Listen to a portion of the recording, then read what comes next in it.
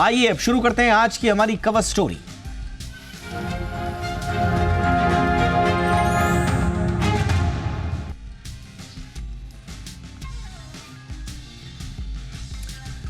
तो भारत क्या EMI nation बन चुका है? जी हां, घर हो गाड़ी हो, इस पर तो EMI होती थी, पहले लोन लेते ही थे लोग। अब छुट्टियां हो, फोन हो, शादी हो, ब्यूटी ट्रीटमेंट हो, ये सब कुछ किश्तों में हो रहा है, यानी कि EMIs पर हो रहा है। आसान लोन ने खर्च को स्टाइल बना दिया है, लेकिन जेब पर आगे चलकर यही स्टाइल भारी पड़ने लगता है। अब लगातार ये जो EMI का बोझ बढ़ रहा है, क्या ये नई लाइफस्टाइल हमें फाइनेंशियली कमजोर बना रही है? आज हम इसी पर करेंगे चर्चा और समझने की कोशिश करेंगे कि सही रणनीति क्या है, कोई कर्ज लेने की या EMI पर कोई चीज खरीदने की या सर्विस अवेल करने की। मेरे साथ होंगे खास मेहमान। सबसे पहले ये रिपोर्ट देखिए, मैं लौट रहा हूं।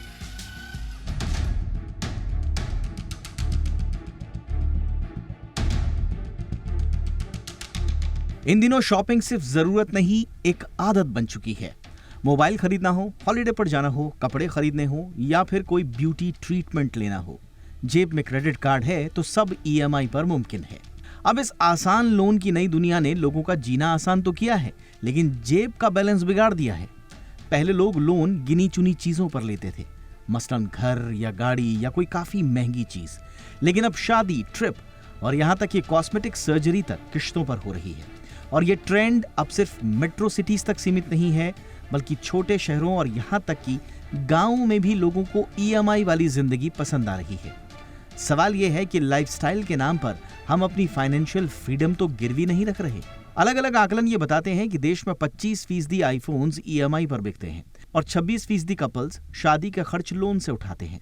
और तो और 40 की उम्र वाले कपल्स पर सबसे ज्यादा EMI का दबाव है, क्योंकि उनके पास होम, कार, पर्सनल और क्रेडिट कार्ड EMI एक साथ हैं। आजकल 5 लाख तक के ऐप लोन 18 से 24% ब्याज पर मिल रहे हैं, जो लोगों को महंगी चीजें खरीदने से पहले हिचकिचाने का मौका तक नहीं देते। गौर करने वाला बदलाव यह है कि रोजमर्रा की चीजों के साथ साथ लोग इन दिनों IVF, स्किन और डेंटल ट्रीटमेंट भी किश्तों में ले रहे हैं। नतीजा ये कि भारत में डेट टू GDP रेशियो 2015 में जो 26% था, वो अब बढ़कर 42% हो गया है।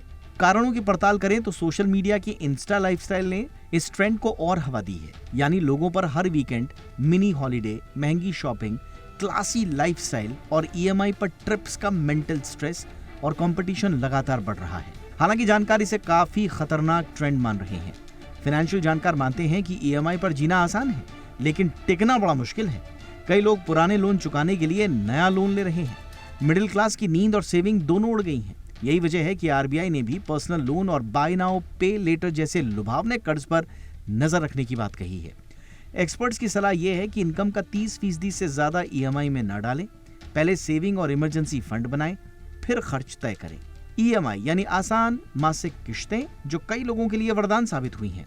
निसंदेह इससे घर, गाड़ी, मोबाइल या पढ़ाई जैसे बड़े और जरूरी खर्च धीरे धीरे पूरे किए जा सकते हैं, लेकिन यही EMI अगर बिना सोच समझे ले ली जाए तो बोझ बन जाती है। जरूरत और दिखावे के बीच फर्क न करने से बजट गड़बड़ा जाता है, सेविंग रुक जाती है और स्ट्रेस बढ़ता है। इसीलिए समझदारी यही है कि EMI तभी लें जब किश्त आपकी आय का छोटा हिस्सा हो और बाकी पैसा बचत और जरूरी खर्चों के लिए सुरक्षित रहे। ब्यूरो रिपोर्ट, जी मीडिया।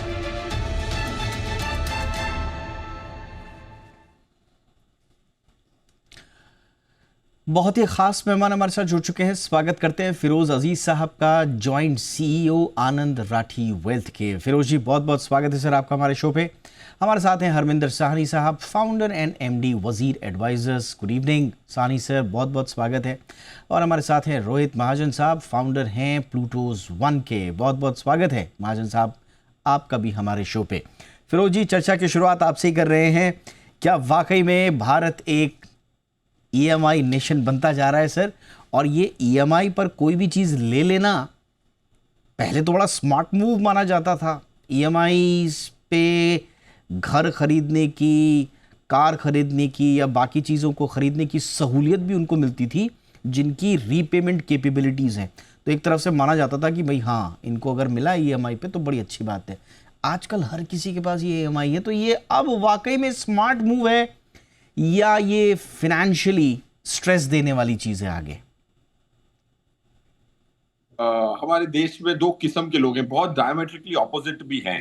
हम्म। देखिए, थोड़े लोग इस आधार पे जीते हैं कि यार जितनी चादर हो उतनी फैलाओ। हम्म। वो आज भी हमारे हमारे नस नस में हैं। क्योंकि आप जब ईएमआई की रेट्स बढ़ती हुई, हाउस होल्ड की जो लोन्स हैं, वो बढ़ी हैं, 10% 11% से बढ़ी हैं लास्ट 4 साल में। वैसे ही इन्वेस्टमेंट रेट्स भी बढ़ी हैं, दैट्स पॉइंट वन। बट आप अगर 10 साल पहले की तुलना करें और आज, तो ऑलमोस्ट डबल हो गई है पर capital loan of an individual in India. Loan की मात्रा डबल हो चुकी है। तो आप ये ऑब्जर्वेशन कर रहे हैं, जिस दिशा में जा रहे हैं वो दिशा को अगर प्रोजेक्ट करें तो बड़ा अंधेरा है। आज हम उतनी बुरी स्थिति में नहीं आए। तो आपका जो शो है बहुत अपॉर्चुन टाइम पे है कि भाई कोई इतना वेस्टर्न टाइप 10-10 साल की कमाई को खर्च करके बैठे हैं लोग, उस स्थिति पे ना पहुंचे। उसका बचाव, prevention is better than cure, आप वो कर रहे हैं, पॉइंट वन। पॉइंट टू, जब ईएमआई पे लोग पैसा खर्च कर रहे हैं, ये नहीं समझ रहे हैं कि चार पांच बहुत बड़े डिसएडवांटेजेस हैं।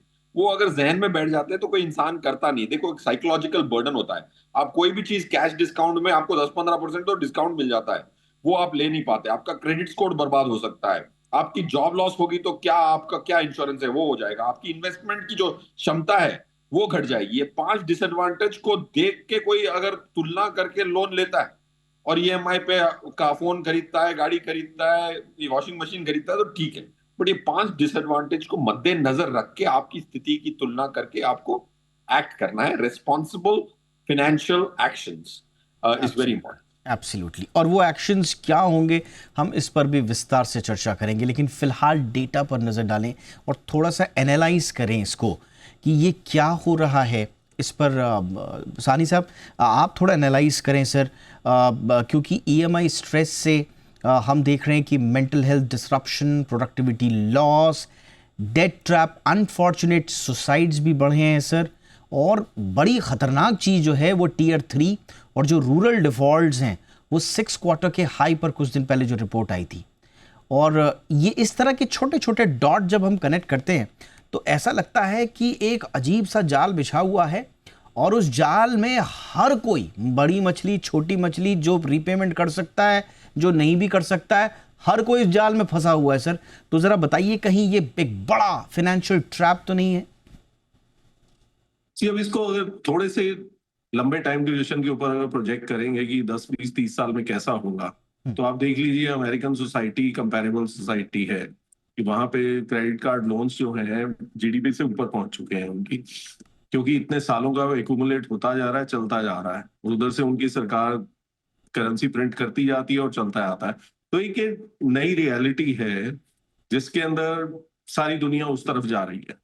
इस तरीके से फाइनेंशियल दुनिया इसी तरीके से चल रही है और हर समय उसके कोलैप्स की बात होती रहती है, लेकिन वो कोलैप्स होता नहीं है, वो चलता जा रहा है, क्योंकि अब ये नया बन गया है।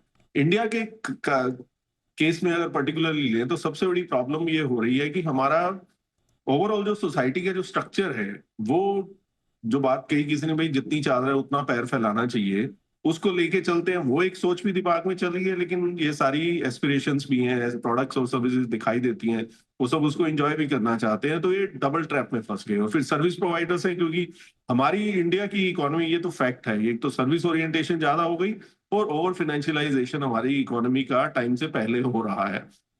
तो ये दो इश्यूज हैं जिसके अंदर जो कंज्यूमर, जो इंडिविजुअल की जो अपनी वो है ना फ्री विल, कि वो अपनी सोच से उसको फैसला ले पाए, वो उसके हाथ से कंट्रोल जा रहा है। क्योंकि एक तो उसको एस्पिरेशंस दिखाई जा रही है, फिर उसको ये पैसा भी अवेलेबल हो रहा है, क्योंकि फाइनेंशियल सर्विसेज कंपनीज अपनी ग्रोथ देख रही हैं। तो ये एक कॉन्ट्राडिक्शन है जो चल रही है। लेकिन अगर हम उस कॉन्ट्राडिक्शन से बाहर आके देखते हैं तो फिर सोचेंगे, अरे जर्मनी कैसे चल रहा है, चाइना कैसे चल रहा है, जापान कैसे चल रहा है, अमेरिका कैसे चल रहा है, क्योंकि वहां ये सब चीजें तो हो चुकी हैं, लेकिन चलता जा रहा है। हम लोग इसको क्वेश्चन करते हैं क्योंकि हम दो कॉन्ट्राडिक्शन में फंसे हुए हैं कि ये करना है या वो करना है। तो जो आप कह रहे हैं डॉट्स कनेक्ट करने की बात है, हम लोग ये कर रहे हैं, अदरवाइज इट्स फेयर, ये ऐसे ही होने वाला है आगे, इसको अवॉइड नहीं कर सकते। और जब हम कहते हैं कि हम एज इंडियंस हम ऐसा सोचते हैं, इतनी यंग कंट्री है हमारी कि लोग इस समय, लोग ऐसे जिनको शायद आधा कंट्री ऐसे जिनको ये भी नहीं पता कि राजीव गांधी कभी प्राइम मिनिस्टर थे, राइट? तो आधे लोग ऐसे हैं जिनको ये नहीं पता था कि हमारे यहाँ कभी लिबरलाइजेशन हुई थी 91 92 में, राइट? आधे से ज्यादा देश पैदा ही 1996 के बाद हुआ है। तो आई थिंक ये नई दुनिया, नए लोग हैं, उनका देखने का एक अलग तरीका है। हम सब लोग जो यहाँ बात कर रहे हैं, हम एक दूसरी जनरेशन के लोग बात कर रहे हैं। तो आप अगर बहुत यंग लोगों से, जो एक्चुअली जिनका हम सोचेंगे यार वो उस ट्रैप में फंसने वाले हैं, उनसे बात करेंगे, वो कहते नहीं ये ट्रैप कहाँ है, इज फैसिलिटेशन में आईफोन अदरवाइज मैं खरीद ही नहीं सकता। अभी आईफोन मैं इसीलिए खरीद पा रहा हूँ इंडिया में, अगर उन लोगों की $10 बिलियन के आसपास सेल हो जाने वाली है इस साल में, इसीलिए हो पा रही है क्योंकि ईएमआई पे अवेलेबल है। अदरवाइज तो होता ही नहीं, कौन जाके लेगा 80,000 1 लाख ₹1.25 लाख का। अब वो कहते हैं 5,000 रुपये महीना, 6,000 रुपये महीना में हो जाएगा। तो आई थिंक कंजम्पशन तो इसी तरह के तरीके से ही बढ़ेगी, अदरवाइज ये ग्रोथ हमारी आने ही नहीं वाली जो हम देख रहे हैं डोमेस्टिक मार्केट की, डेमोग्राफिक डिविडेंड की जो बात हम करते हैं, उसका ये एक नेसेसरी इविल समझ लीजिए इसको, कि फाइनेंशियलाइजेशन होना ही होना है इकोनॉमी का। और ये पीपल विल स्पेंड अपनी फ्यूचर इनकम को आज स्पेंड करेंगे, उसी से ग्रोथ फील होनी है। क्यों फिर अब उनको ईएमआईज देनी है तो अपने आप को पुश करेंगे टू अर्न मोर। उसके अंदर बाकी सारी चीजें जो आपने इंसिडेंट, जो अनफॉर्चुनेट और ट्रेजिक इंसिडेंट्स की जो आप बात कर रहे हैं, अगेन इट मे साउंड कि भाई बहुत ही रूथलेसली बात की जा रही है, लेकिन fact of the matter is कि this is all part of what is how India is evolving, how we are developing and we want to be a developed country. सो ये सारी चीजें उसमें होनी पड़ेंगी। We can't be living in कि हम तरीका तो अपना मेंटेन करेंगे कंजम्पशन का।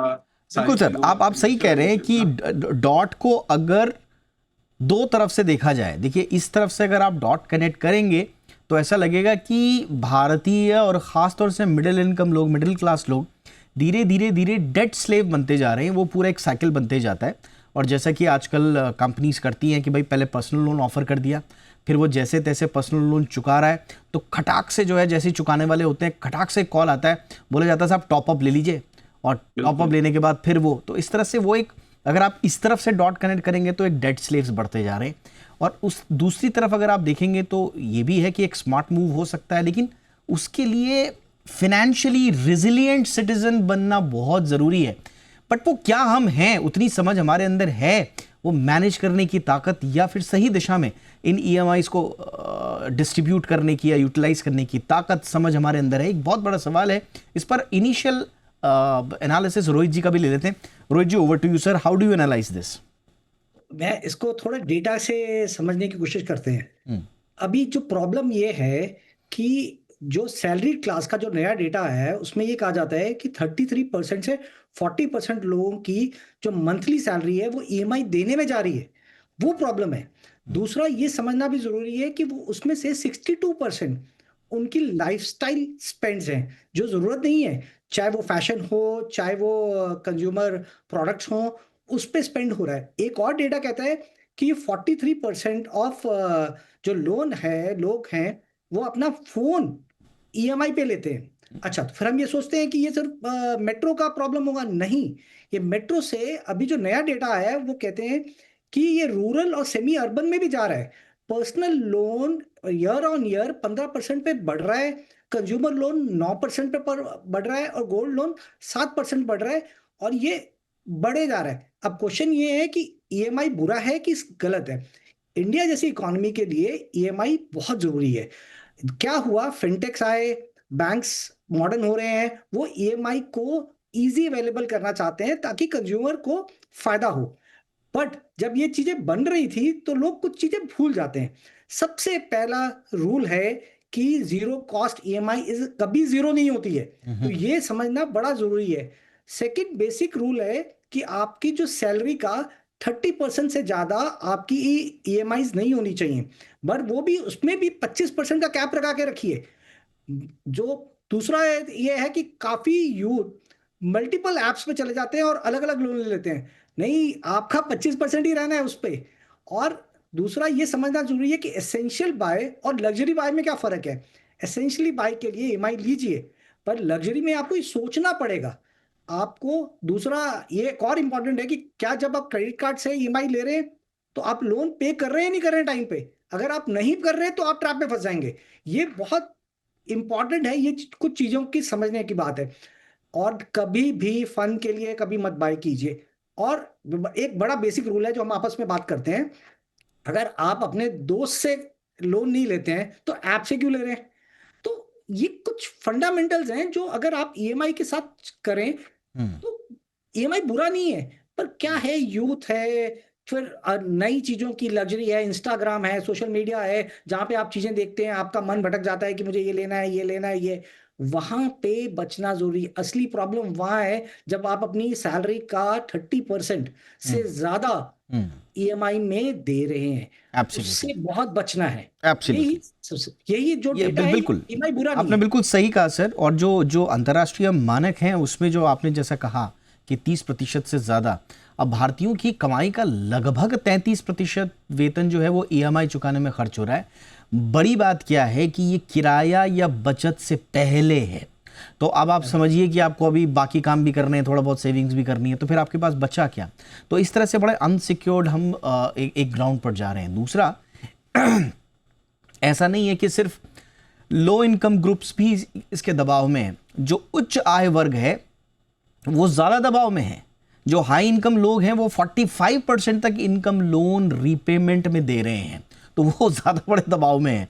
और मुंबई जैसे शहरों में, हमने पिछली मर्तबा इस पर एक टॉक भी की थी कि मुंबई जैसे शहरों में सिर्फ होम लोन ही बंदी की आधी सैलरी खा जा रही है। तो आप लगा सकते हैं कि बड़े शहरों का क्या हाल है। और यही वजह है कि घरेलू कर्ज, जो हाउस होल्ड डेट है जीडीपी का, 42% हो गया। और इसीलिए बार बार आरबीआई भी चेतावनी दे रहा है कि unsecured loan, credit card, personal loan, इसमें जो डिफॉल्ट बढ़ रहे हैं उसको लेकर बैंक और एनबीएफसी को बार बार हिदायत दी जा रही है। अब सवाल यह है, फिरोज जी, इस पर रोशनी डालें सर, कि करें तो करें क्या? देखिए, एक तरफ उपभोक्तावाद है, कंज्यूमरिज्म है, जो हमारा ईएमआई ड्रिवन जीवन शैली को ड्राइव कर रहा है। और ऐसा लगता है कि भाई ईएमआई पे हम क्यों ना करें, ठीक है, अपने पे विश्वास होना चाहिए, आज नहीं तो कल तो बढ़ेगी ना सैलरी, काम करेंगे, मोटिवेशन रहेगा। दूसरी तरफ फिर सेविंग्स वाला कल्चर है कि भाई आप सेविंग कीजिए, आप अच्छे से इन्वेस्टमेंट कीजिए। तो इन दो धुरियों में पिसे हुए आम आदमी के लिए आपकी सलाह क्या होगी सर? दीपक जी, देखिए, जैसे आपने कहा कि बहुत दबाव है। दबाव नहीं है, दबाव उनके लिए है जो हिसाब नहीं कर रहे। अब किसी ने फोर्स तो नहीं किया आपको। आपको अपने आप को और अपने परिवार को एक डिसिप्लिन करना किसका काम है? देखो दीपक जी, आप अपने शो के माध्यम से लोगों को जागरूक कर सकते हैं। दबाव तब होता है जब आप मजबूर होते, राइट? आपको मजबूरी तो है नहीं ना, फोन खरीदना ही है। सो पॉइंट ये है कि आंकड़े करें, थोड़ा फाइनेंशियल प्लानिंग करें। देखिए, अब आप यूएस की बात करते हैं तो यूएस में बहुत अच्छी तरह से फाइनेंशियल प्लानिंग होती है। मेरी मेरी कितनी सैलरी है, मेरी कितनी सेविंग्स होगी, मेरे 401k जो उनका पेंशन का सिस्टम है उसमें कितने पैसे मैंडेटरी जा रहे हैं, वो सब बैठ के हिसाब करते हैं। आपको इंडिया में बहुत कम ही परिवार मिलेंगे जहां पे एक रिटन डाउन प्लान होगा उनका, क्या क्या मेरी टोटल एक्सपेंसेस है, क्या मेरी टोटल इनकम है, क्या मेरी सेविंग्स है। सो पॉइंट मैं एक चीज कहना चाहता हूं कि आप हिसाब करें। और अगर आपकी already 40-50% post tax salary EMI में जा रही है तो आपके पास कोई गुंजाइश नहीं बची, बिल्कुल ही गुंजाइश नहीं बची कि आप अगर अगर 100 रुपए की भी आइटम आप ईएमआई में नहीं खरीद सकते। ये आप गांठ मान लें। That's point one. Point two, पहला क्रेडिट कार्ड आपका अगर पेमेंट मिस हो जाए तब आपको जाग जाना है। अगर एक इंसान क्रेडिट कार्ड के डेट में फंसता है वो कभी नहीं उबर पाता, 99% प्रोबेबिलिटी। क्योंकि अगर आप 10,000 रुपए का लोन एक बैंक के क्रेडिट कार्ड में छोड़ देते हैं तो 10-12 साल में आपको 10 लाख रुपए चुकाने पड़ेंगे। ये सोच के देखिए, उसको कहते हैं 30-35% कंपाउंडिंग। 10,000 भूल जाओ, 10 साल बाद उठो तो 10 लाख से ज्यादा देने पड़ेंगे आपको, 100 गुना से ज्यादा। तो अगर पहली किस्त आपकी ईएमआई में आपके पास पैसे ना हो क्रेडिट कार्ड बिल भरने की, तो आप ऑलरेडी डेट ट्रैप के दरवाजे पे खड़े। अब देखना आपको यह है कि उस दरवाजे के अंदर घुसेंगे या मुड़ेंगे। तो ये दो चीजें आप अपनी प्रिंसिपल्स, सिद्धांत बना लें तो मजबूर कोई नहीं कर रहा आपको। आपकी लालसा एक आइटम खरीदने की वो कर रही है। प्लीज दीपक जी की बात मान लें और आपने सलाह तो बहुत अच्छी दी सर, लेकिन एक चीज़ से मैं आपसे डिफर करूंगा। जो हमारे को जो फीडबैक मिलता है, आपने बिल्कुल ठीक कहा कि भाई कौन मजबूर कर रहा है आपको। अब देखिए, जो लेंडिंग का जो पूरा का पूरा इकोसिस्टम बना हुआ है अपने देश में, वो किस तरह का बना हुआ है। एक आम आदमी को किस तरह से भाई कुछ ही मिनट में मंजूरी मिल जाएगी, बिना पेन पासबुक, खाता खोलते समय आपको क्रेडिट कार्ड भी मिलेगा, ओवरड्राफ्ट भी मिल जाएगा, पर्सनल लोन भी मिल जाएगा। धीरे धीरे धीरे इस तरह से बैंक्स एनबीएफसी जाल में फंसाते हैं। अच्छा, ईएमआई कैलकुलेटर वो फट से पॉपअप होके आ जाएगा, छोटी छोटी किस्त दिखाई जाएगी आपको, है ना। बाय नाउ पे लेटर, इस पे तो पूरा सरदर्दी चल रहा है, पूरा आरबीआई से लेकर हर कोई। Easy EMI, no cost EMI, BNPL जैसे तत्काल संतुष्टि देने वाले इतने सारी चीजें हैं सर। और जैसा मैंने कहा कि जैसे ही आप एक लोन चुकाने की स्थिति में आएंगे, फटाक से आपको कॉल आएगा, बोलेगा साहब इस पर टॉप अप ले लीजिए, पहले तो आपका 10.5 था, अब तो घट के हमने आपका 9 पॉइंट कर दिया सर, फटाफट आप पूरा, ऐसी ऑफर आपको दोबारा नहीं मिलेगा। एंड हमने ये भी सुना है, लोगों जो शिकायत आती है कि उस पर्सनल लोन का आपको क्या करना है उसको भी थोड़ा थोड़ा हिंट दे दी जाती है। अरे साहब वो कहीं जमीन ले लीजिए, अरे साहब स्टॉक मार्केट में डाले, अरे यही कर दीजिए, वो कर दीजिए, तो आपका ये हो जाएगा। तो एक तरह से ऐसा लगता है कि पूरे टारगेटेड अप्रोच के साथ, तो आप टेक्निकली बिल्कुल सही कह रहे हैं फिरोज सर, लेकिन सहानी सर इस पर मैं आपका टेक चाहूंगा। क्या हमारा लैंडिंग इकोसिस्टम इस तरह का नहीं है सर कि आपको डायरेक्टली नहीं, प्रत्यक्ष नहीं तो अपरोक्ष रूप से मजबूर किया जा रहा है कर्ज लेने के लिए? बिल्कुल आप ठीक कह रहे हैं, और मेरा यही सोच रहा था जब बात हो रही थी कि हम कंज्यूमर की कंप्लेंट आ रही है उस पर बात करें, और हम कंज्यूमर पे ही रिस्पॉन्सिबिलिटी डाल रहे हैं कि वो कैसे संभल के चले। मेरा ऐसा मानना है कि इस केस के अंदर जो रेगुलेटर्स हैं, जो बैंक्स हैं और जो लैंडिंग एनबीएफसीज वगैरह है, उनके ऊपर ज्यादा रिस्पॉन्सिबिलिटी डालने की जरूरत है। कि अब आप समझिए कि कॉर्पोरेट्स के अंदर क्या हुआ, हमारा जो बैंकिंग सिस्टम इतना मेस में था 2014, 15, 16 तक, और उसको निकालने में 10 साल लग गए। क्यों लगे? क्योंकि लोन लेने वाले का तो क्या प्रॉब्लम है, वो तो लेते जा रहा है, वो तो देने वाले फंसे ना बाद में।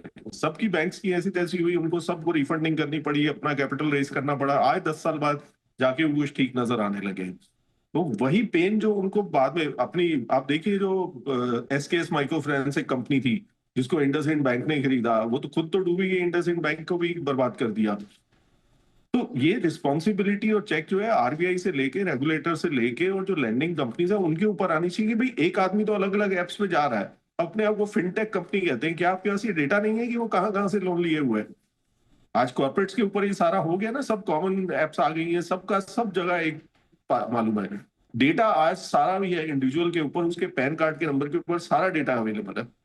लेकिन अब उसके बावजूद भी अगर आप उनको लोन दे रहे हैं, उसका जो होगा जो ईएमआई ले रहा है, आप ये देखिए कि आपका क्या होने वाला है और उसको रोकने की क्या कोशिश हो रही है। कौन लोग आज इंसेंटिव ले रहे हैं इसको करने का, अपनी इनकम बढ़ा रहे हैं, और उसके बाद बैंक भी डूबेगा और वो खुद भी डूबेंगे, लेकिन कंज्यूमर का जो होगा वो एक अलग बात है। तो आई थिंक वहां रिस्पॉन्सिबिलिटी को ले जाना ज्यादा जरूरी है। अगर एज ए कंट्री, अब अमेरिका एक प्योर कैपिटलिस्ट सोसाइटी है, उनके चलने के तरीका रंग ढंग बिल्कुल अलग है, वो उनके लिए काम करता है, इसीलिए वो सुपर पावर है आज भी, और $40 ट्रिलियन की इकोनॉमी चला रहे हैं। अभी हमें 4 पे भी पहुंचे या नहीं पहुंचे, डेटा के ऊपर बात होती है। तो हमें तो अपना सिस्टम उस हिसाब से फिक्स करना है कि हम अगर 40 ट्रिलियन पे जब भी पहुंचेंगे, हमारा वो हाल नहीं होना चाहिए जो उनका हो चुका है। हम एक सोशलिस्ट सोसाइटी है, तो हमें उसी एंगल से लेना पड़ेगा। तो ये गवर्नमेंट और रेगुलेटर की रिस्पॉन्सिबिलिटी है, बाय डेफिनेशन रिस्पॉन्सिबिलिटी है। या तो हम प्योर प्ले कैपिटलिस्ट सोसाइटी हो जाए, वो हम है नहीं। कि कोविड होता है तो हमारी सरकार कहती है कि नहीं, सबको सैलरी देनी पड़ेगी। अमेरिका में ऐसा नहीं होता है, राइट? तो यहाँ अगर सोशलिस्ट है और गवर्नमेंट की इंटरवेंशन है, तो रिस्पॉन्सिबिलिटी भी उसी हिसाब से लेके रेगुलेटर को और बैंक्स को उनके ऊपर ज्यादा प्रेशर होना पड़ेगा कि अगर आपने किसी को गलत सब प्राइम लोन दिया है तो उनके ऊपर ज्यादा रिस्पॉन्सिबिलिटी है रादर देन जिसने सब प्राइम लोन लिया। क्योंकि हम सब मानते हैं कि इंडिविजुअल को उतना एजुकेट होना, उतनी समझ होना इतना ऐसे पॉसिबल नहीं है। बिल्कुल सही सर, और इसीलिए आरबीआई बार बार हिदायत भी दे रहा है, सख्त चेतावनियां भी दे रहा है। अच्छा, आगे चल के क्या होता है ना, एक आम आदमी के लिहाज से मैं बता रहा हूँ आपको, जो हमारे पास ऑब्जर्वेशंस आए। देखिए आगे चलकर आज आप छोटी छोटी ईएमआई ले लीजिए, ये भी कहा जाता है कि साहब अरे सिविल आपको बढ़िया बनाना है ना, तो आप बढ़िया से छोटी छोटी चीज़ें जो हैं वो लेके रखिए, आगे जब आपको बड़ी चीज़ के लिए आपका सिविल स्कोर बढ़िया होगा तो आपको कम उस पर मिलेंगे। अच्छा, उसमें भी ट्रैप में कैसे फंसाया जाता है कि आप फटाफट से ले लीजिए, आपने जो है 2000, 3000, 4000, 5000 रुपये से ज़्यादा की शॉपिंग करिए, इसको ईएमआई में कन्वर्ट कर दीजिए। अच्छा, वो उसको एक बारी में चुका सकता है, लेकिन उसको कहा जाता है ईएमआई में कन्वर्ट कर दीजिए। कितना ब्याज पड़ेगा? 1.5% ब्याज पड़ेगा 12 महीने की अगर आपने ईएमआई बना दी। अब वो सोचता है 1.5% ब्याज तो कुछ भी नहीं है, कर दो साहब ईएमआई में कन्वर्ट। एंड देन पता चलता है कि दरअसल ये सालाना 18% का था, क्योंकि 12 इंटू 1.5 वो 18% हो गया। उसको दिखाया जाता है सपना 1 महीने का 1.5% का, साल भर का 18% उसका हो गया। और इस तरह से उसका EMI का बोझ उस पर पड़ता है। उसको पता भी नहीं चलता है कि एक्चुअल में जो वो ऑफर में खरीद रहा है और EMI में कन्वर्ट कर रहा है, वो EMI में कन्वर्ट करने के बाद ऑफर से भी महंगा पड़ गया उसको। तो इस तरह से ये पूरा ट्रैप चल रहा है। अब मुझे बताइए रोहित महाजन जी, बिल्कुल एक छोटी सी SOP बनाइए कि आज अगर मेरे को कॉल आया कि कल आया और मेरे को ऑफर आया देखने का कि साहब EMI पे आप ले लीजिए, तो वो छोटी सी SOP एक मिडिल क्लास हाउस होल्ड के लिए क्या होनी चाहिए? ये तो बहुत ही बढ़िया आपने क्वेश्चन पूछा है, और इसका आंसर सबसे पहले ये समझना पड़ेगा, जीरो कॉस्ट EMI कभी जीरो नहीं होती। पहले तो ये सोचिए कि जीरो कुछ नहीं होता है, सब लोग पैसे बनाने बैठे हैं तो है। सबसे पहले ये समझना पड़ेगा कि क्या आपकी इनकम कितनी है। जो इस शो की शुरुआत में भी ये बात हुई, क्या आपकी 30% से ऊपर EMI जा रही है? अगर जा रही है तो ये बहुत बड़ा वरी पॉइंट है। 30% से ऊपर तो जाना ही नहीं है। दूसरा, क्या आपने फाइनेंशियल प्लानिंग की है कि मेरे अगर ये लेना है, क्या ये ज़रूरत है या लग्जरी है? तो अगर ज़रूरत है तो पक्का जाइए, लग्जरी है तो मत जाइए। ये सेकंड ये है, उधार ही होता है, ये आपको चुकाना पड़ेगा। तो ये 3 चीज़ें आप अपने माइंड में रखिए। बट इससे ज़्यादा मैं आपको ये चीज़ बताना चाह रहा हूँ, इस ट्रैप से फंसने की अभी RBI बहुत स्ट्रिक्ट हो रहा है। तो अब जैसे फिनटेक, हम जैसे फिनटेक हैं, हम बैंक्स के साथ काम कर रहे हैं, कंज्यूमर के साथ काम कर रहे हैं। AI बेस्ड टेक्नोलॉजीज आ रही हैं जहाँ पर आपको ये बता दिया जाएगा कि आप अपने लेवल से ऊपर जा रहे हैं, आप प्लीज लोन मत लीजिए। और बैंक्स को बताया जाएगा ये ऑलरेडी लेवल 30-35% से ऊपर जा रहा है, इसको लोन मत दीजिए। वहां पे भी रिस्ट्रिक्शन हो रही है, और ये SOPs भी तो आपको उसी एप्स में, और अभी आप देखेंगे अगले 6 महीने से 8 महीने में RBI बहुत अच्छा काम कर रहा है, जिसके अंदर ये आइडेंटिफाई हो जाएगा कि इनकी क्रेडिट लिमिट इससे ऊपर जा ही नहीं सकती। क्योंकि जैसे सानी साहब ने भी बोला कि पैन के हिसाब से आपकी इनकम पता लग जाती है, आपके लोन पता लग जाते हैं जी। तो ये धीरे धीरे ठीक हो जाएगा। क्या EMI जरूरत है इस देश की? हाँ, EMI जरूरत है, क्योंकि 6% से कम लोगों के पास क्रेडिट कार्ड है इस देश में। हमें EMI इकोनॉमी में जाना है, एटलीस्ट ये 20% 30% जाएगी। पर उसके लिए कुछ SOPs कंज्यूमर को देखनी है, कुछ SOPs लेंडर्स को देखनी है, कुछ RBI को देखनी है। Absolutely. तीनों मिलके कर रहे हैं। ये आपने सही कहा कि SOP सिर्फ एक कंज्यूमर के लिए नहीं होनी चाहिए, SOP सबके लिए होनी चाहिए ताकि एक बैलेंस्ड इकोसिस्टम बना रहे। तो कुल मिला के 2 भागों में आज की हमारी चर्चा रही। और जिस्ट अगर निकाला जाए तो जैसे फिरोज साहब ने कहा, बिल्कुल सही कहा, टेक्निकली वाकई में आपको कोई फोर्स नहीं कर रहा है कि आप कर्ज लीजिए या फिर EMIs लीजिए। टेक्निकली बिल्कुल सही है, आपको ट्रैप किया जा रहा है जो भी है, लेकिन अंततोगत्वा फैसला आप ले रहे हैं। जैसे होता ना डिजिटल फ्रॉड में, भाई आखिरकार OTP तो आपने दिया, बैंक भी रिस्पॉन्सिबिलिटी नहीं लेता है कि आपको उसने क्या कह के, रिश्तेदार कह के लिया कि क्या कह के लिया, आपने OTP दी तो भैया आप ही रिस्पॉन्सिबल हैं। लेकिन दूसरी तरफ ये भी है कि एक मजबूरी का इकोसिस्टम भी तो बनाया जा रहा है। तो बीच का रास्ता जो निकाला वो रोहित जी ने निकाला कि भैया आपको at the end of the day सिर्फ एक चीज़ समझनी है कि ये उधार है। उधार को कई लोग ना जीत समझ लेते हैं। अगर मेरे को 1 करोड़ का लोन मिल गया तो मैं ऐसे समझता हूँ जैसे कि मैं बहुत जीत गया हूँ, मेरी जीत हो गई है। एक्चुअल में at the end of the day वो डेट है, वो उधार है जो आपको चुकाना होगा। तो इस नज़रिए से ज़रूर देखिएगा। बहरहाल इकोनॉमी के लिए EMIs बहुत ज़रूरी हैं, बट EMI सही तरीके से आएँ और सही जगह उसका इस्तेमाल हो तो फिर बात बने। बहुत बहुत धन्यवाद आप तीनों का। रोहित महाजन जी बहुत बहुत शुक्रिया वक्त निकालने के लिए। Harminder Sani sir, thank you so much sir for your time. Firoz Aziz साहब, thank you so much sir for your time. ये थी हमारी कवर स्टोरी। एक छोटा सा ब्रेक।